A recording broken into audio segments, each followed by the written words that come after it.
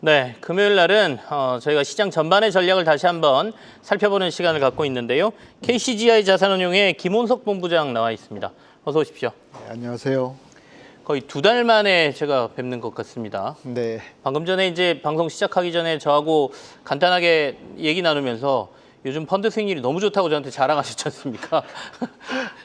지금 현재 시장 그때 당시에 나오셨을 때 2달 전에 네, 국내 시장에 대한 비중 확대 의견을 주고 가셨거든요. 네. 지금도 그 의견에 변화가 없으십니까? 아니면 이제 좀 올랐으니까 이제는 좀 줄여야 됩니까?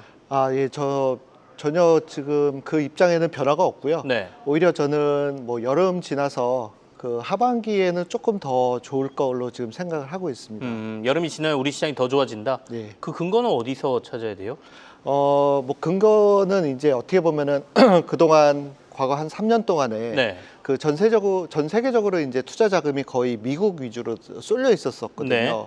근데 미국이 어떻게 보면은 높은 밸류에이션과 여러 가지 이제 정치적인 이슈들 이런 것들 때문에 약간 상승세가 조금 멈춰 있는 상황이거든요. 그리고 추가적인 이제 하락 일부 좀 조정에 대한 그런 위험성도 있기 때문에 그리고 네. 이제 US 달러에 대한 강세도 어느 정도 좀 마무리된 느낌이고 이런 것들을 맞물려 갖고 이제 다른 쪽에서 이제 투자 기회를 찾으려는 이제 글로벌 투자자들을 계속 늘어날 수밖에 없는 상황이거든요. 그래서 보면은 그동안 과거 3년 동안 제일 부진했던 시장을 또 볼 수밖에 없습니다. 그러면서도 네네.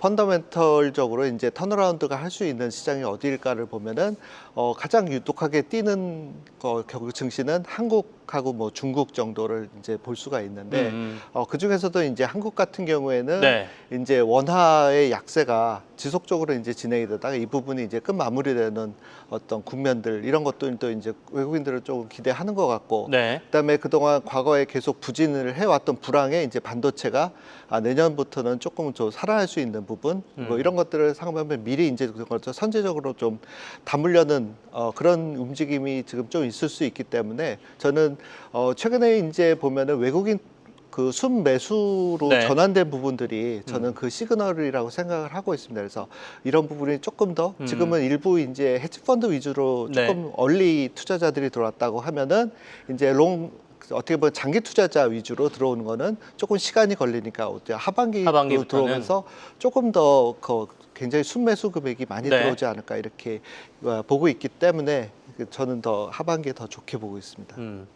물론 며칠 전에 나온 뭐 홍춘기 본부장 같은 경우에는 그런 얘기를 했어요. 그러니까 자금이 미국에서 빠져나오는 거는 맞는데 한국으로 오겠어? 중국이나 인도로 가겠지라는 약간 비관적인 말씀을 하셨지만 여전히 미국에서 빠진 자금이 한국으로 들어올 가능성이 높다라고 말씀을 해주고 계시고 그 근거는 원화 강세가 이제 좀 나올 가능성, 그다음에 반도체 경기가 돌아설 가능성. 보통 저희가 이제 반도체 경기가 돌아서는 걸 주가는 6개월 전쯤부터 반영한다 이렇게 본다라고 하면 여름 부근이다. 요 근거에 딱 맞는 것 같습니다. 네. 앞서 이제 하반기부터 도리어 한국 증시가 훨씬 더 강해질 수 있겠다라는 김홍석 본부장의 전망을 좀 들었는데 몇 가지 주변 체크할 것들이 있습니다. 이제 그렇다면 미국 자산에 대한 투자가 줄어들 거다라는 그 전망에 근거하시는 거잖아요. 최근에 이제 거기하고 맞는 지표들이 미국의 그 국채 금리가 이제 오르고 있다라는 거죠. 그 얘기는 국채를 팔고 나가는 사람들이 많다. 그러니까 미국 자산을 빼서 다른 데로 옮겨가는 사람들이 많다. 이렇게 보는 건데 이게 좀 지속될 걸로 보시는 거죠, 그러면? 예. 당분간은 좀 지속될 수밖에 없고 어떻게 보면은 국채 수익률이라는 것 자체가 특히 이제 10년 국채 수익률이 되게 중요한데 그게 장기 인플레이션 전망을 어떻게 보면은 상당히 반영을 하고 있는 거라고 봐야 되거든요. 네. 그러니까 미국의 지금 인플레이션이라는 게 지금은 당분간 일시적으로는 좀 꺾이고 있는 상황이지만은 이게 중장기적으로 봤을 적에는 되게 높게 유지될 수도 있다. 이러한 시각을 지금 반영하고 있고요.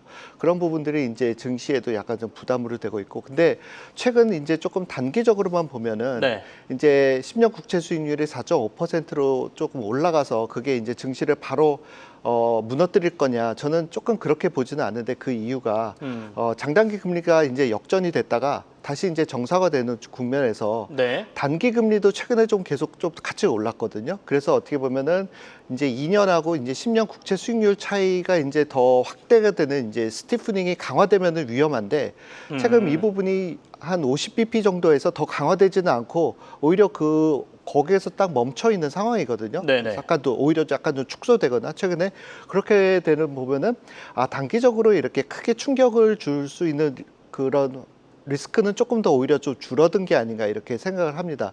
다만 이제 주의하셔야 되는 부분들은 이제 여러 가지 경제 펀더멘털적인 부분들이 이제 관세의 어떤 이런 충격들은 사실 6월부터 좀 본격화될 수가 있다고 네네. 보거든요. 그럼 그때 이제 소비에 대한 침체가 오고 이렇게 되면은 그때 이제 단기 금리가 급락을 할 수가 있어요. 그러면은 장단기 스프레드가 확 벌어질 수 있거든요.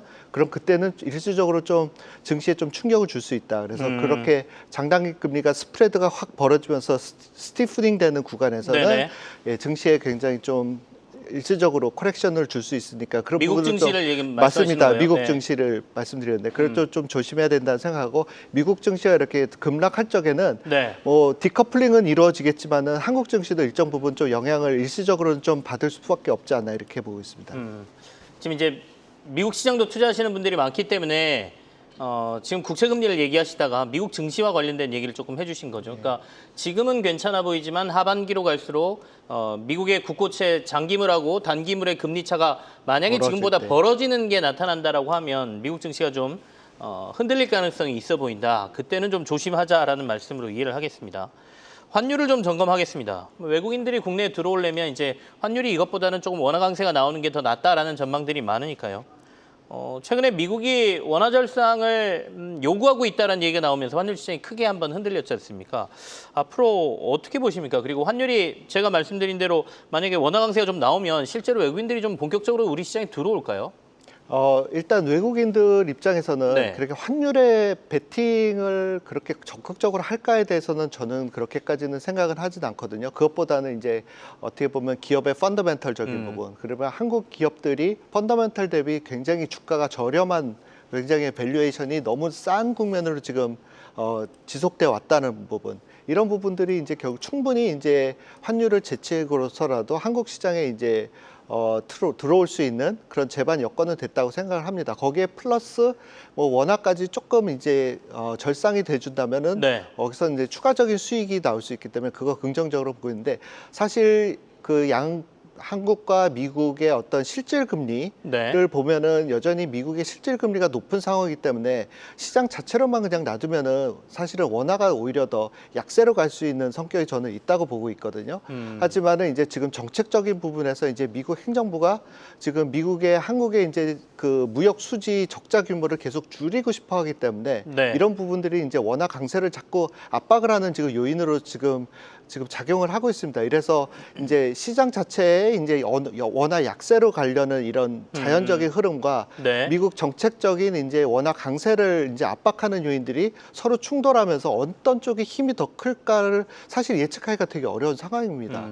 그래서 이런 부분들은 저는 오히려 그 한쪽 방향을 지나치게 두고 확신을 갖고 베팅을 하기보다는 그냥 현 시점에서 그냥 등락을 계속하면서 거기에서 대응하는 쪽으로 저는 포지셔닝을 하는 게 맞지 환율을 어떤 무조건 원화 강세로 갈 거다라고 이렇게 베팅하는 거는 옳지 않다 네. 이렇게 보고 있고요.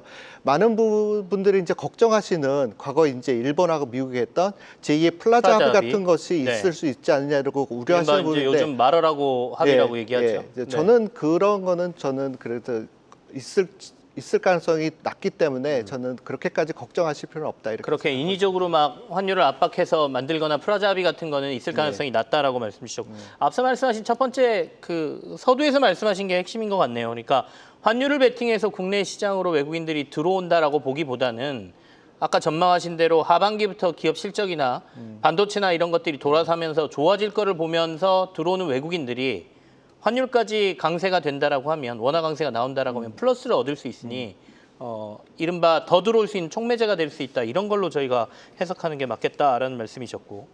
그러면 시장의 색깔은 지금 좀 변화가 있다라고 보세요. 그러니까 뭐 조선하고 방산주가 굉장히 좋았는데 예. 최근에 조금 주춤거리면서 네. 뭐 말씀하신 대로 IT 쪽 조금 강세 나오고요. 예. 뭐 미용, 뭐 오늘 식품 뭐 이런 데는 실적 바탕으로 너무 네. 주가가 좋은 상황이고요. 네. 그러니까 제가 뭐 2달 전에도 말씀드렸듯이 네. 저희가 이제 그동안 이제 방산 뭐 조선 네. 다 좋게 특히 이제 산업재 다 이제 좋게 보고 했지만 특히 이제 제가 더 좋게 봤던 거는 이제 지금부터는 이제 소비재다. 그래서 뭐 화장품이라든 음식료라든지 거기 이제 주도주들을 잘 봐야 된다. 그 부분들이 이제 되게 실적이 좋을 거니까 네. 그런 부분들을 말씀드렸던 게 이제 어떻게 보면 하반기에도 계속 유효하냐. 저는 소비재 쪽은 계속 유효할 것 같습니다. 계속 성장률이 되게 잘 나오고 있고 마진도 훼손되는 것이 없고 그다음에 또 중요한 건 관세 영향을 상대적으로 덜 받습니다. 왜냐하면 기본적으로 가격 경쟁력이 굉장히 뛰어나거든요. 우리나라 네. 제품들이. 그래서 관세 영향이 있다 하더라도 오히려 상대적으로 더 그런 부분들이 가격 경쟁력을 오히려 더 강화시킬 수 있는 요지가 있기 때문에 뭐 화장품을 비롯해서 이제 이런 부분들이 더 좋을 것 같고 방산이나 뭐 이런 산업재 같은 경우에는 펀더멘탈 상으로는 어차피 수주를 다 받아놓기 때문에 크게 네. 문제는 없는데 주가가 단기적으로 너무 급등을 한 부분이 이제 밸류에이션에서 약간 좀 부담을 주고 있습니다. 그래서 뭐 제가 봤을 적에는 뭐 그렇게 크게 급락을 걱정하는 수준은 아니지만은 지금부터 업사이드 장기적인 주가가 이제 추가적으로 과거처럼 이렇게 크게 오를 거는 조금 기대를 조금 접으셔야 되는 거 아닌가 좀 이렇게 생각을 하고 있습니다. 그러면 소비재 중심으로 가자 이런 말씀이세요. 그러니까 소비재도 여러 가지가 있지 않습니까? 네. 그 중에서도 눈여겨보시는 게 아까 말씀하신 식품 쪽입니까? 아니면 다 좋습니다. 지금 식품 쪽도 음식료도 좋고 네. 그다음에 이제 화장품 쪽도 좋고 이제 K-뷰티라고 할 수 있는 약간 미용 관련 이제 헬스케어 쪽도 좋고요. 그다음에 이제 뭐 게임 중에서 게임 산업 같은 것도 지금 괜찮고 네. 그다음에 음악 같은 이제 K-팝을 위주로 한 이제 연예 기획사들 쪽도 지금 긍정적으로 봐야 된다 이렇게 보고 있습니다. K-팝도 괜찮게 보시는군요. 예. 그러니까 이른바 K가 들어가 있는 K-컬처로 K-컬처로 아예. 할 수 있는 것들은 다 좋다. 아까 반도체 얘기도 좀 그다음에 하셨는데 반도체도 좋다. 예. 반도체도 괜찮습니다. 예. 주가 삼성전자하고 측면에서는. 하이닉스 두 개만 놓고 보면 어디에 더 베팅을 하십니까? 지금 저는 삼성전자에 조금 더 베팅을 하고 무게를 있는 더 상황이고요. 예. 근데 뭐 네. 둘 다 좋아하긴 하는데 왜냐하면 이제 HBM이 이제 좋은 부분은 이제 어떻게 보면 하이닉스는 이미 주가가 프리미엄으로 받고 있는 상황이고 삼성전자는 그동안 이제 파운드리라든지 여러 가지 어려움을 겪고 있는 네. 리거시 반도체가 상당히 더 중요한데 그 부분이 이제 불황이기 때문에 주가가 상대적으로 상당히 많이 눌려 있는 상황이기 때문에 네. 그 부분이 이제 회복되는 걸 보면 거기서 이제 팡 튀어오르는 업사이드는 삼성전자 확실히 더 크다. 그렇게 말씀드리고 있고 네. 이건 리거시 반도체가 이제 결국은 본격적으로 회복되는 거를 이제 기대를 하고 있기 때문에 추가적으로 상승세나 하반기부터는 이제 삼성전자가 더 업사이드는 있지 않나 이렇게 보고 있습니다. 알겠습니다. KCGI 자산운용의 김홍석 본부장하고 얘기를 나눠봤습니다. 고맙습니다. 네, 감사합니다. 계속해서 다양한 경제 이슈를 알고 싶다면 구독과 좋아요, 알림 설정 부탁드립니다. AI 캐스터 권미정이었습니다.